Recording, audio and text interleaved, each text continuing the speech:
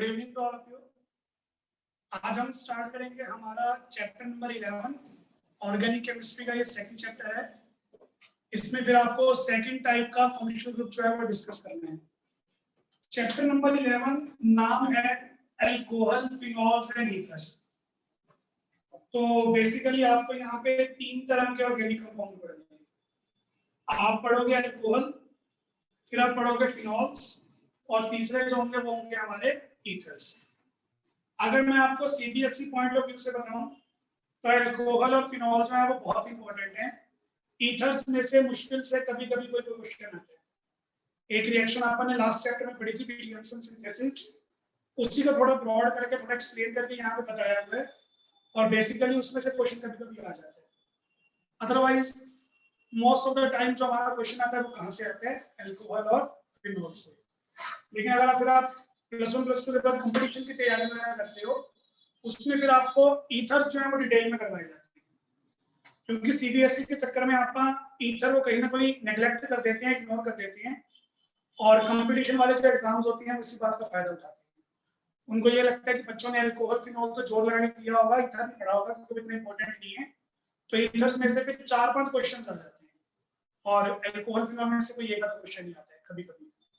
तो इसका मतलब दोनों केसेस में हमारे पास बात यही है कि तीनों टॉपिक्स को ध्यान से पढ़ना पड़ेगा, क्योंकि ये अगर हमारे एग्जामिनेशन पॉइंट ऑफ व्यू से इंपॉर्टेंट है तो ये कंपटीशन पॉइंट ऑफ व्यू से इंपॉर्टेंट है, ठीक है ना।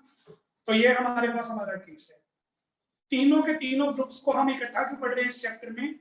क्योंकि तीनों ग्रुप्स के अंदर एक चीज कॉमन है, that is carbon oxygen bond. चाहे मैं अल्कोहल की बात करूं, चाहे मैं फिनॉल की बात करूं, चाहे मैं ईथर्स की बात करूं, तीनों टाइप के कंपाउंड्स में आपको कार्बन जो होगा वो ऑक्सीजन के साथ बॉन्डेड मिलेगा, ठीक है ना, तीनों केसेस के अंदर। तो आज मैं आपको सिर्फ इंट्रोडक्शन का पार्ट कर दूंगा। इंट्रोडक्शन में मैं आपको पहले तीनों के बारे में बताऊंगा, अल्कोहल क्या होते हैं, फिनॉल क्या होते हैं और ईथर क्या होते हैं। बाद में आप इन तीनों की क्लासिफिकेशन करेंगे। चैप्टर हमारा जो है वो 2 पार्ट्स में डिवाइडेड हो जाएगा। अल्कोहल फिनॉल इकट्ठा चलेगा, ईथर जो है वो अलग से चलेगा, वो लास्ट में आएगा। पहले अल्कोहल फिनॉल को पढ़ लेंगे, बाद में इसको पढ़ेंगे, ईथर को पढ़ेंगे। तो क्लासिफिकेशन भी आज मैं इसी तरीके से करवाऊंगा। क्लासिफिकेशन में अल्कोहल फिनॉल को इकट्ठा लेकर चलूंगा, इनकी क्लासिफिकेशन कंप्लीट करके बाद में फिर मैं इसकी क्लासिफिकेशन करवाऊंगा, ईथर की क्लासिफिकेशन करवाऊंगा। तो ये हमारे पास हमारा कंसेप्ट रहेगा। सबसे पहले मैं डिफाइन कर रहा हूं अल्कोहल्स को। अल्कोहल्स क्या होते हैं? Alcohols are the hydroxy derivatives of hydrocarbons. Hydro मतलब हो सकता है एल्केन, एल्कीन, एल्काइन, कुछ भी। और चलो यहाँ से एक बार मैं एल्केन कंसीडर कर लेता हूँ। मुझे एल्केन का हाइड्रोक्सी डेरिवेटिव लेना है। हाइड्रोक्सी का मतलब क्या होता है? हाइड्रोक्सी का मतलब होता है OH ग्रुप। तो मैं क्या करूंगा, जो मेरा एल्केन है, एल्केन में से एक हाइड्रोजन किसी तरीके से रिमूव कर दूंगा, और फिर इसमें OH ग्रुप जो है वो ऐड कर दूंगा। हमारे पास आ जाएगा हमारा अल्कोहल। अल्कोहल में जो ये R मैंने दिखाया है, ये अपना एल्काइल ग्रुप है। एल्काइल ग्रुप में कार्बन चेन प्रेजेंट होती है। फिर जो एल्काइल ग्रुप का लास्ट कार्बन होगा, उस कार्बन के साथ ऑक्सीजन और हाइड्रोजन अटैच है, मतलब OH ग्रुप अटैच है। जो ऑक्सीजन होती है उसके 2 बॉन्ड पेयर होते हैं, 2 लोन पेयर होते हैं। लोन पेयर शायद मैं हमेशा ना रिप्रेजेंट करूं, लेकिन अब याद रखो कि ऑक्सीजन के ऊपर 2 लोन पेयर होते हैं, क्योंकि जब मैं आपको मैकेनिज्म वगैरह करवाऊंगा तो उसमें फिर मुझे अगर रिक्वायरमेंट होगी तो मैं लोन पेयर्स को यूज किया करूंगा। तब कोई बच्चा ये नहीं बोलेगा सर ये इलेक्ट्रॉन कहां से आए, ऑक्सीजन के पास 2 लोन पेयर्स होते हैं, ठीक है। फिर यहाँ पे मैंने क्या किया, हाइड्रोकार्बन ही चूज करना था। हाइड्रोकार्बन मैंने यहाँ पे चूज कर लिया एरोमेटिक हाइड्रोकार्बन। एरोमेटिक हाइड्रोकार्बन हमारे पास बहुत टाइप्स के हो सकते हैं, लेकिन हमें कौन सा पढ़ना होता है? बेंजीन। तो जब मैं यहाँ पे स्पेसिफिकली बेंजीन हाइड्रोकार्बन ले लूंगा, यानी कि C6H6, फिर इसका एक हाइड्रोजन रिमूव करके उसके साथ OH अटैच करूंगा। जैसे सपोज करो ये हाइड्रोजन था, तो इस हाइड्रोजन को मैंने किसी तरीके से रिमूव कर दिया और बाद में इसमें OH ऐड कर दिया, तो मेरे पास मेरा रिजल्टिंग कंपाउंड जो बनेगा उसे हम बोलते हैं फिनॉल। तो ये हमारे पास हमारा फिनॉल, ठीक है। फिनॉल हम कैसे बनाते हैं? Hydroxy derivative of aromatic hydrocarbon, hydroxy derivative of aromatic hydrocarbon.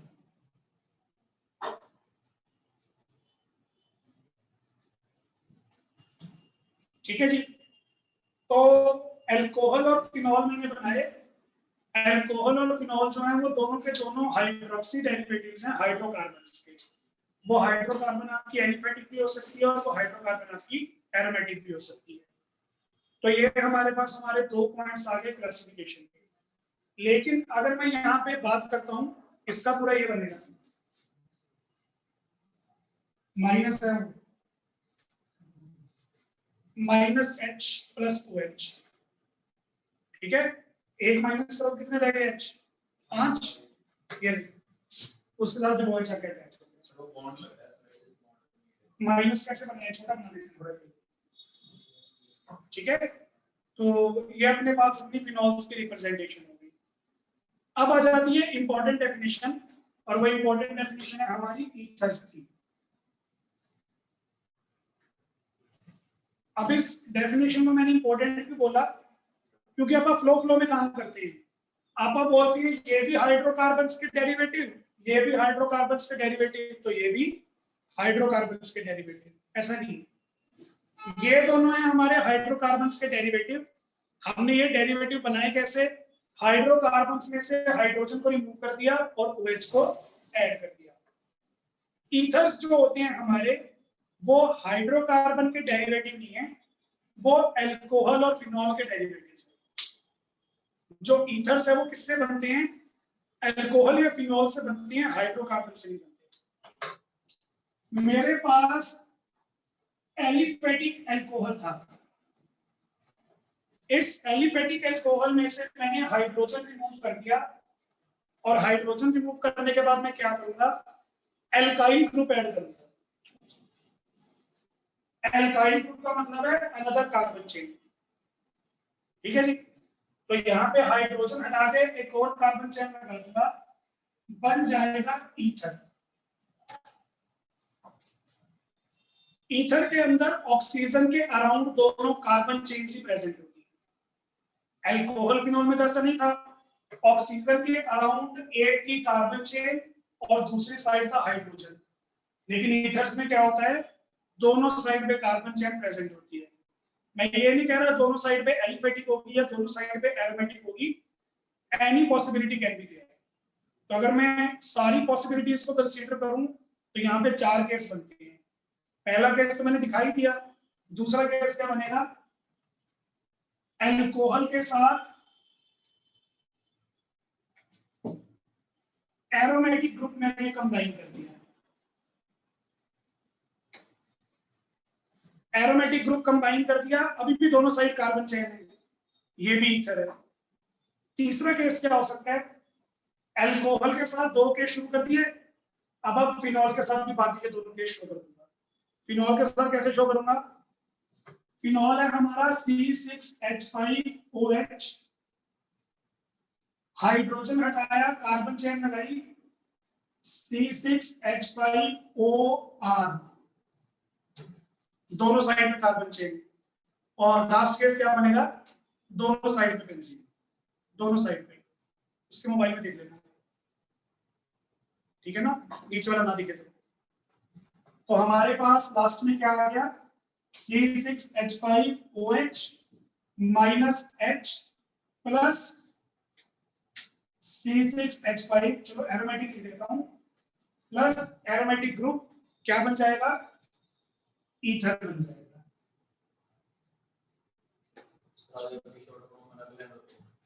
ठीक है ना, एरोमेटिक के लिए AR, ये पुरानी सिंबल यूज हो जाती है।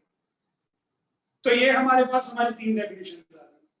हमने ये 3 तरह के कंपाउंड पढ़ने हैं हमारे इस चैप्टर के अंदर। मैंने बताया ना, मैंने मतलब मेन बात दिखा दिया कि ऑक्सीजन पे लोन पे रहेगा ही नहीं, चाहे मैं लिखूं चाहे मैं ना लिखूं, चाहे मैं बताऊं चाहे मैं ना बताऊं, ऑक्सीजन बनाएगा 2 बॉन्ड पेयर और 2 लोन पेयर, ठीक है ना। फिर बारी बारी विलयन क्रार में प्लस पे लोन पेयर प्रेजेंट है, ठीक है ना। जितने भी ऑक्सीजन सब पे लोन पेयर प्रेजेंट है, जितने भी सब पे 2 लोन पेयर। तो ये थी हमारे पास हमारे इंट्रो अल्कोहल, फिनॉल्स और ईथर्स की। तीनों के बारे में मैंने आपको बता दिया, यही बातें पता होनी चाहिए। बाकी थ्योरी में तो बाकी कुछ लिखा होगा उससे मैंने कोई लेना देना नहीं, नोट्स के अंदर भी ऐसे ही लिखना, समझ गए ना, सेम टू सेम यही लिखना है नोट्स के अंदर, कुछ स्पेशल नोट्स नहीं है। इंट्रोडक्शन हमारी यहाँ पे खत्म हो गई है। नेक्स्ट हमारे पास आ जाएगा classification of alcohols and phenols.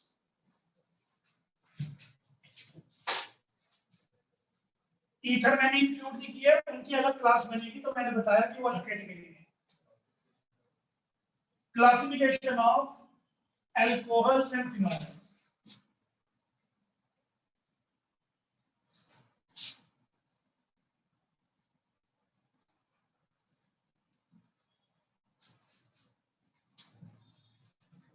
Classification of alcohols and phenols बहुत इजी काम है, लेकिन बड़ा ही जरूरी काम है। जैसे आपने देखा था ना, जब आपने पिछले चैप्टर के एमपीसी क्वेश्चन पढ़े थे, तो क्वेश्चंस की स्टार्टिंग कहां से हुई थी? क्लासिफिकेशन से हुई थी। आपको 2 कंपाउंड दे दिए तो पूछा था which one of this is alike, which one is phenylic और व्हिच वन इज बेंजाइलिक। तो वो क्लासिफिकेशन पे बेस्ड क्वेश्चन था। तो यहाँ पे कोई क्लासिफिकेशन पे बेस्ड क्वेश्चन तो नहीं है, लेकिन पता होना चाहिए। वो बारी बारी आपको क्वेश्चन देगा, वो बेसिक आपको करवा चुके हैं, तो बेसिक हर बार बताना जरूरी है, लेकिन क्वेश्चंस पे हर बार आए जरूरी है। तो क्लासिफिकेशन से स्टार्ट करते हैं। सबसे पहले है सबसे बेसिक क्लासिफिकेशन।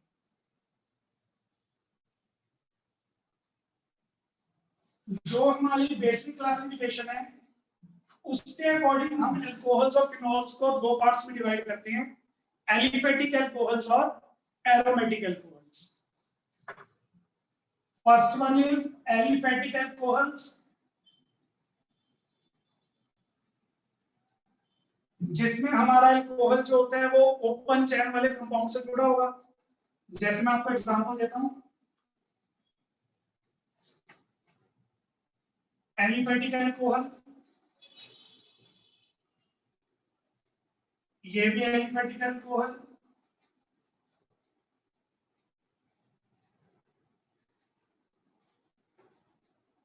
ये भी एलिफेटिक एल्कोहल,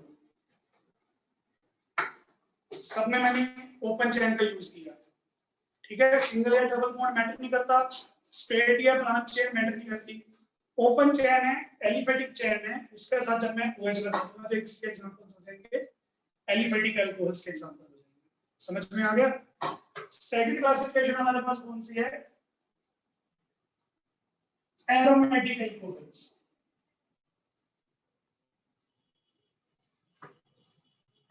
एरोमेटिक एल्कोहल्स के अंदर जो हमारा एल्कोहल होता है वो डायरेक्टली बेंजीन रिंग के साथ अटैच होगा। मैं ये नहीं कह रहा कि बेंजीन में कुछ और प्रेजेंट नहीं होगा, कोई और ग्रुप्स भी आ सकते हैं, लेकिन किसी भी एक पोजीशन पे बेंजीन के साथ डायरेक्टली OH जरूर अटैच होगा। जैसे कि ये एग्जांपल,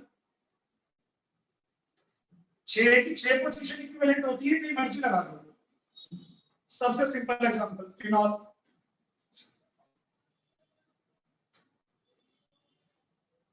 अब यहाँ पे CH3 और OH दोनों है, कोई बात नहीं। हमारा जो OH है वो बेंजीन के साथ डायरेक्टली अटैच है ना, तो ये भी हमारा एरोमेटिक एल्कोहल का एग्जांपल है, ठीक है। लिखना मत, पहले बताओ ये एरोमेटिक है या एलिफेटिक है? ये वाला जो कंपाउंड है ये बेंजाइल अल्कोहल है, वैसे इसके अलग कैटेगरी बनती है। और अगर मैं बेसिक क्लासिफिकेशन के अकॉर्डिंग करूं तो ये एलिफेटिक एल्कोहल है। एलिफेटिक इसलिए OH जो है वो ओपन चेन के साथ अटैच है, ना कि बेंजीन के साथ। अगर बेंजीन के साथ होता तो एरोमेटिक होता, अगर बेंजीन के साथ डायरेक्टली अटैच नहीं है तो ये एरोमेटिक नहीं है, एलिफेटिक है। ब्रॉड क्लासिफिकेशन में एलिफेटिक है, लेकिन अगर मैं डीप में जाऊं तो ये बेंजाइल है। समझ रहे हो ना? ये आप आगे करेंगे। तो ये हमारे पास हमारे कुछ एग्जांपल हो गए, और भी एग्जांपल बना सकते हो, अपनी मर्जी से कुछ भी लगा दो। जैसे देखो, एक OH तो आना कंपलसरी है, फिर कुछ मर्जी लगा दो। ये 2 OH लगा दिए, ये भी हमारे पास हमारा एरोमेटिक अल्कोहल का एग्जांपल है। सर इसमें OH की जगह पे कौन सा सकता है, जैसे OH ही आएगा। अभी आप अल्कोहल्स की बात कर रहे हैं तो OH की ही आपका प्रेफरेंस देंगे, उसके अलावा कोई ग्रुप नहीं पड़ रही। अगर आप एल्डिहाइड कीटोन लगा दोगे तो वो ग्रुप मोर रिएक्टिव होते हैं, फिर OH की वैल्यू नहीं देगी। जब OH की वैल्यू नहीं है फिर OH वाला चैप्टर पढ़ने का फायदा क्या होगा?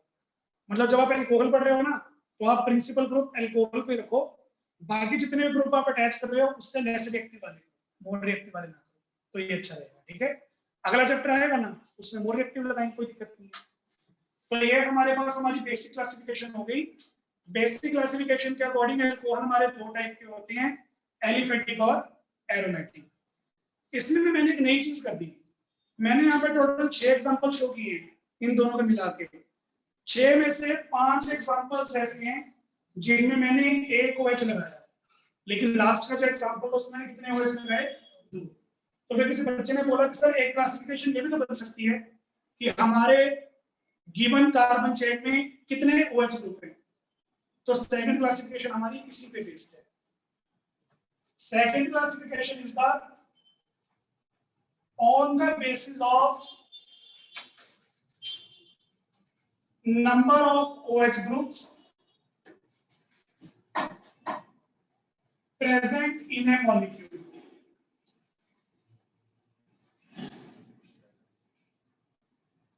एक मॉलिक्यूल में कितने OH ग्रुप्स प्रेजेंट हैं उसके अकॉर्डिंग हम हमारी सेकंड क्लासिफिकेशन में यहाँ पे प्रोसीड करेंगे। तो हमारे पास यहाँ पे 6 एग्जांपल लिखे हुए थे, 6 में से जो ये 5 एग्जांपल्स हैं, ये 5 एग्जांपल है हमारे मोनोहाइड्रिक एल्कोहल्स के।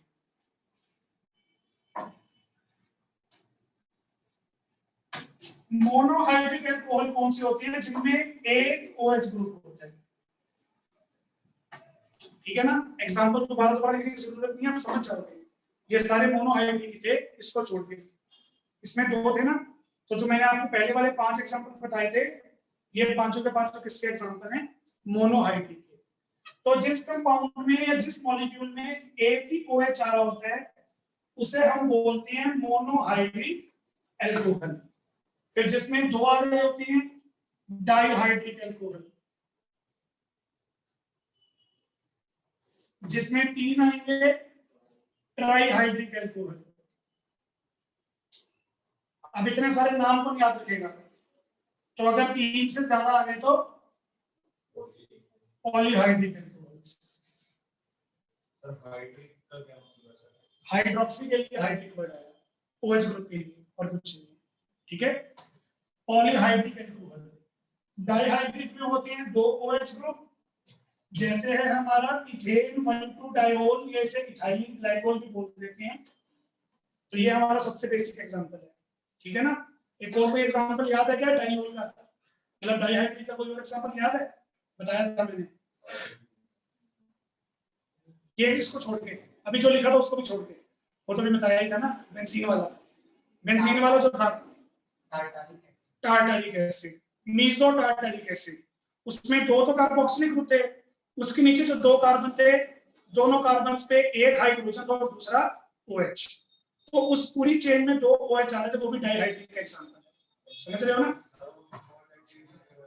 हाँ जी, मोर रिएक्टिव हो गए, लेकिन मैंने बताया कि आपस में यहाँ पे 2 OH ग्रुप वाला एग्जांपल देख रहे हैं, मैंने लिखा नहीं, मैंने बोला कि आपने वो पढ़ा हुआ है, तो वो एक हो सकता है अगर मैं अल्कोहल के पॉइंट ऑफ व्यू से देखूं तो मीसो टार्टारिक एसिड एक एग्जांपल यहाँ पे हो सकता है, पर इसमें कोई रॉकेट साइंस नहीं है। किसी बच्चे ने पीछे से बोला, कहता कि सर जिसमें 2 OH ग्रुप आते हैं ना उसके आप 2 केस बना देती है। कौन कौन से 2 केस जो आपने पिछले चैप्टर में पढ़े थे? विसिनल और जेमिनल, दोनों एडजेसेंट पे आ रही है तो विसिनल, और दोनों अगर एक भी आते तो जेमिनल। लिखना मत। तो इसमें भी ये केस बना सकता था, नहीं बनेगा। जो हमारे OH ग्रुप्स होते हैं, एक कार्बन पे एक ही OH ग्रुप अलाउड है, आप एक कार्बन पे एक से ज्यादा OH ग्रुप नहीं लगा सकते।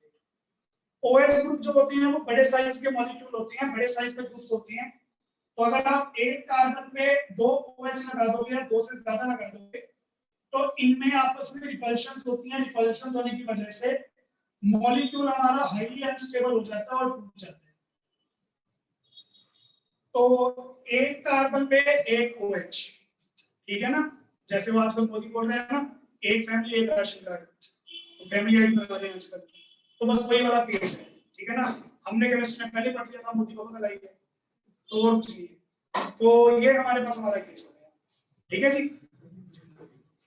डाइहाइड्रिक अल्कोहल्स में जब भी आप दो OH लगाओगे तो वो डिफरेंट डिफरेंट कार्बन्स पे आएंगे, सेम कार्बन पे कभी भी नहीं आएंगे। अगर आ गए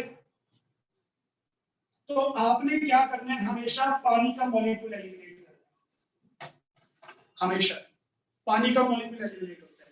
ये रिएक्शंस में आपको बढ़िया समझ में आएगा। अगर एक कार्बन पे 3 OH आ गए तो भी एक ही पानी का मॉलिक्यूल एलिमिनेट होता है, अगर 2 OH आ गए फिर भी एक ही पानी का मॉलिक्यूल एलिमिनेट होगा। समझ में आ गया ना। तो ये हमारे पास हमारा कंसेप्ट है, बाकी रिएक्शंस में इसको डिटेल में बताऊंगा। फिर ड्राईहाइड्रिक में 3 OH ग्रुप, कोई भी एग्जांपल बना लेना, 3 कार्बन की चेन, तीनों पे OH OH OH खत्म हो गया। पॉलीहाइड्रिक में कितने OH आ रहे होंगे, मोर देन 3 आ रहे।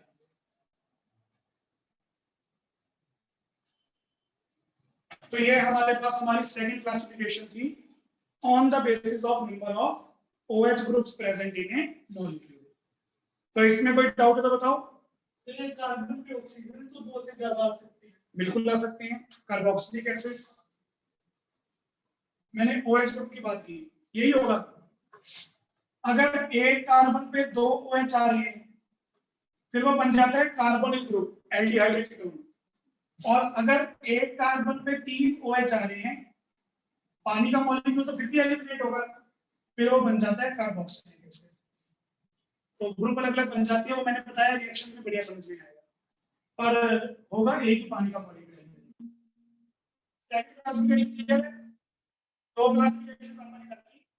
तीसरी हो गए ऑन द बेसिस ऑफ, एक अपना सेल बेसिक है, बेसिस है, ठीक है। On the basis of type of carbon,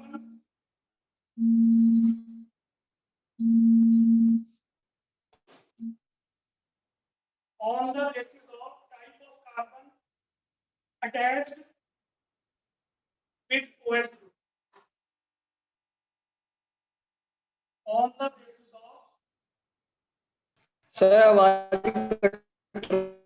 attached with OH group।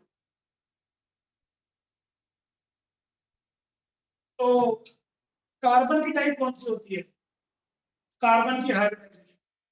Carbon की हाइब्रिडाइजेशन या तो होगी sp3 या होगी sp2, तो उसके अकॉर्डिंग आपको यहाँ पे केस करेंगे।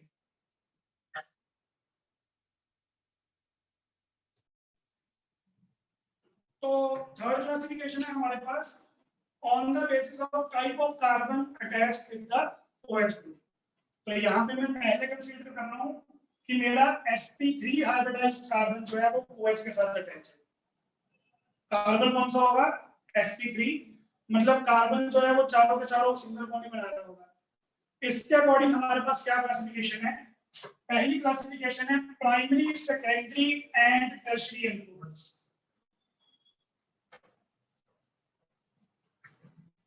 sp3 हाइब्रिडाइज्ड कार्बन है, इसके साथ OH अटैच है, लेकिन बाकी के जो 3 बॉन्ड्स हैं, 3 में से एक एल्काइल ग्रुप है और 2 हाइड्रोजन है।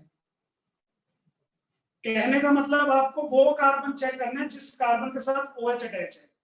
उस कार्बन पे अगर एक कार्बन चेन है तो प्राइमरी, 2 कार्बन चेन होती तो सेकेंडरी, और तीनों की तीनों कार्बन चेन होती तो टर्शियरी। तो इसके अकॉर्डिंग हमारे पास ये क्लासिफिकेशन हो जाएगी sp3 हाइब्रिडाइज्ड कार्बन एटम की। तीनों कार्बन चेन सेम भी हो सकती है और डिफरेंट भी, इसलिए मैंने डैश लगा दिया। डैश का मतलब है डिफरेंट है, तो सेम भी हो सकते हैं डिफरेंट भी। अगर सेम हुआ तो r equal to r dash put कर देंगे, ठीक है। तो हमारी फर्स्ट टाइप हो गई, ये हमारे पास है प्राइमरी, सेकेंडरी और टर्शियरी। क्लियर हो गया होगा। नेक्स्ट हमारे पास इसमें आते हैं अलाइक एल्कोहल। अलाइक एल्कोहल्स में carbon carbon double bond present होती है, carbon carbon double bond present होती है, लेकिन हमारा जो OH होगा वो सिंगल बॉन्डेड कार्बन के साथ अटैच होगा। कहने का मतलब है sp3 हाइब्रिडाइज्ड कार्बन के साथ। समझ रहे हो ना? तो मैंने क्या बताया था, अलाइक ग्रुप क्या होते हैं, डबल बॉन्ड से अगला कार्बन उस पे फंक्शनल ग्रुप अटैच है। तो ये कार्बन तो सिंगल बॉन्डेड है ना, इस कार्बन की हाइब्रिडाइजेशन के sp3, दैट्स व्हाई ये हमारा इसी कैटेगरी में आएगा। Second one is alike alcohol. Third कौन सा था जो मैंने बताया था थोड़ी देर पहले? विस और जेनेरल तो है ही नहीं, विनाइलिक उसमें डबल बॉन्डेड से डायरेक्टली अटैच होता है, वो वाली कैटेगरी। उससे एक और बताया था ना मैंने अभी जब मैं वो आपको बेंजाइल, ये तो ऐसा तीसरा है, तूने विनाइलिक बोल रहा है सर, उससे अगला पूछ रहा हूं, उससे अगला मुझे क्या पता कौन सा था, तीन तो दे दे, छोड़ो। तो लास्ट हमारे पास आ गया हमारा बेंजाइलिक एल्कोहल। चलो ये लिख देते हैं, बेंजाइलिक एल्कोहल।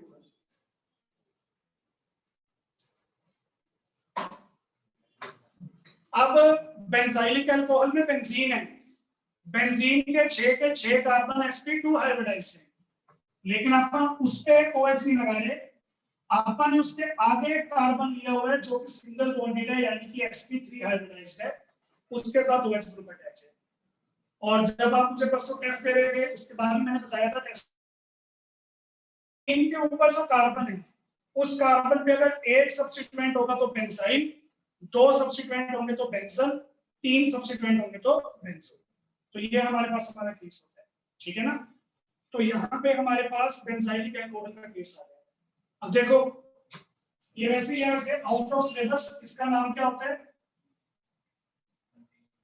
तो रहते, इसका नाम क्या होता है?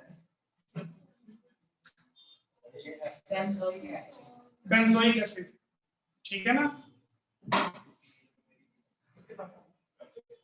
अब सुनो एक बार, बेंजोइक एसिड मैंने इसलिए बताया, इसके अंदर क्या है? बेंजो। तो इस पे कितने सब्स्टिट्यूएंट होंगे? 3। बेंजाइल पे होता है 1, बेंजल पे होता है 2 और बेंजो पे 3। कहां है 3 सब्स्टिट्यूएंट? अब यहां पे आगे लगी तुम्हारी बात, कार्बन के ऊपर 3 OH, और जब भी एक से ज्यादा OH होते तो क्या रिमूव होता है? वाटर। तो यहाँ पे अगर मैं वाटर रिमूव करूंगा तो ये क्या बन जाएगा? कार्बोक्सिलिक एसिड बन जाएगा। दैट्स व्हाई ये बेंजो है, क्योंकि इसमें 3 सब्स्टिट्यूएंट थे। वो तो पानी बाद में रिमूव हो गया, अनस्टेबल है, समझ रहे हो ना? तो यही कहानी है, केमिस्ट्री की बातें अगर आपको याद रहेंगी ऑर्गेनिक केमिस्ट्री की तो मुश्किल नहीं है, आराम से हो जाएगी, पर ये बातें याद रखनी पड़ेगी। अब हर लेक्चर में मुझे ये बात रिपीट करनी पड़ती है तो दिक्कत है। अगर मैं आपको हर लेक्चर में बता रहा हूँ बेंजाइल क्या होता है, बेंजल क्या होता है, बेंजल क्या होता है, तो उसमें आपकी तरफ से प्रॉब्लम नहीं होगी, तो याद रखा करो, उसमें बेनिफिट रहेगा, ठीक है? यहाँ पे हमारी ए पार्ट की क्लासिफिकेशन खत्म हो गई, जहां पे मैंने sp3 हाइब्रिडाइज्ड कार्बन को OH के साथ अटैच किया। नेक्स्ट हमारे पास इसका बी पार्ट आ जाएगा। बी पार्ट में हमारे पास कौन सी कैटेगरी आएगी? sp2 हाइब्रिडाइज्ड कार्बन के साथ OH हमारा अटैच होगा। तो इसमें हमारे पास 2 ही कैटेगरी हैं, एक तो हमारे एरोमेटिक जिसमें बेंजीन होता है, और दूसरा जो भी मुझे बता रहा था विनाइलिक, ठीक है ना? इसमें हमारे पास केस आएगा विनाइल एल्कोहल का। अरे बोलो नहीं, डबल बॉन्डेड कार्बन के साथ OH डायरेक्टली अटैच है, बीच में कोई मीडियोकर नहीं है। जो डबल बॉन्डेड कार्बन है उसके साथ OH डायरेक्टली अटैच है, दिस इज विनाइल, ठीक है? और लास्ट हमारे पास कौन सा था? एरोमेटिक, जिसे आप फिनोलिक भी बोल सकते हो।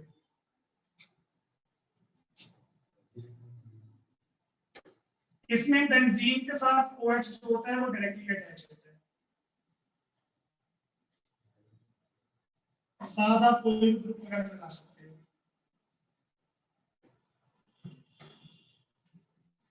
तो ये हमारे पास हमारी एल्कोहल्स और फिनोल्स की क्लासिफिकेशन थी। कुछ पूछना है तो बताओ।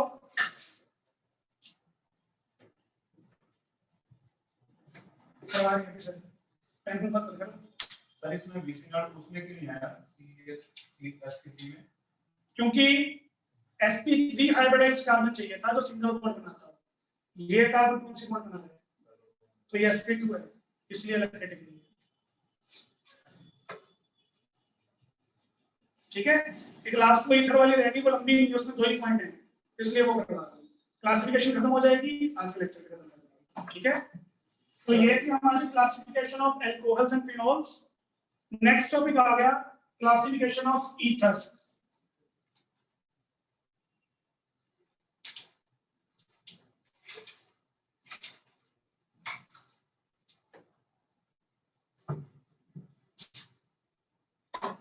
फर्स्ट क्लासिफिकेशन है हमारी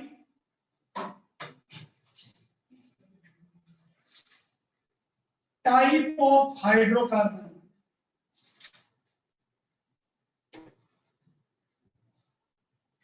मतलब ऑक्सीजन है ना, ऑक्सीजन के दोनों साइड पे सेम कार्बन चेन भी आ सकती है और दूसरी मतलब मिक्स वाली भी आ सकती है। सेम से मेरा मतलब है दोनों के दोनों एल्काइल ग्रुप आ गए या दोनों के दोनों एरोमेटिक आ गए। इसमें तो दोनों साइड पे ग्रुप सेम है, एक ये केस हो सकता था। एल्काइल के साथ एरोमेटिक है ना, एक ये वाला केस हो सकता था। जो हमारे पास ये वाला केस है जिसमें दोनों साइड पे टाइप ऑफ चेन जो है वो सेम आती है, ये भी एल्काइल ये भी एल्काइल, ये भी एरोमेटिक ये भी एरोमेटिक, इन्हें हम बोलते हो सिंपल ईथर्स।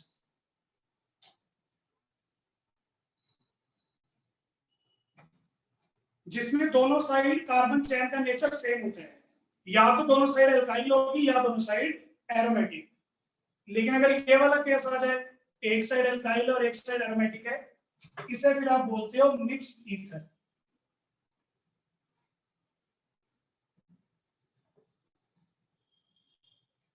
ठीक है जी, सिंपल वाले में दोनों साइड पे नेचर सेम होता है, मिक्स वाले में दोनों साइड पे नेचर अलग होगा।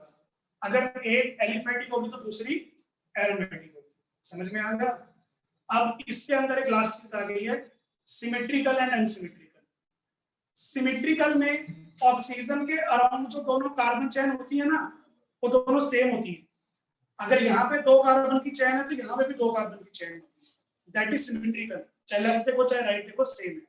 और अगर दोनों साइड पे चेन सेम नहीं आ रही तो अनसिमेट्रिकल। तो यहाँ पे अपने पास आ गई अपनी सेकंड क्लासिफिकेशन,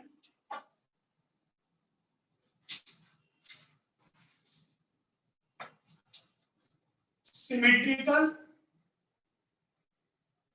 और अनसिमेट्रिकल। सिमेट्रिकल में क्या होगा, 2 कार्बन चेन दोनों आपस में सेम होंगी। अगर दोनों कार्बन चेन सेम है, ये वाली और ये वाली, तो वो क्या होगा, सिमेट्रिकल। और अगर दोनों कार्बन चेन सेम नहीं है तो अनसिमेट्रिकल। एग्जांपल देखो फटाफट, CH3 CH2O CH2 CH3, left में भी इथाइल है राइट में भी इथाइल है, सिमेट्रिकल है। और अगर लेफ्ट में मिथाइल है और राइट में इथाइल है तो फिर ये अनसिमेट्रिकल है।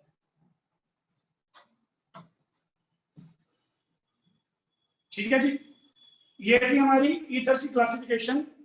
क्लासिफिकेशन यहाँ पे पूरी हो गई है, कल फिर अपन डिस्कस करेंगे नॉमिनलेचर। ठीक है, चलिए।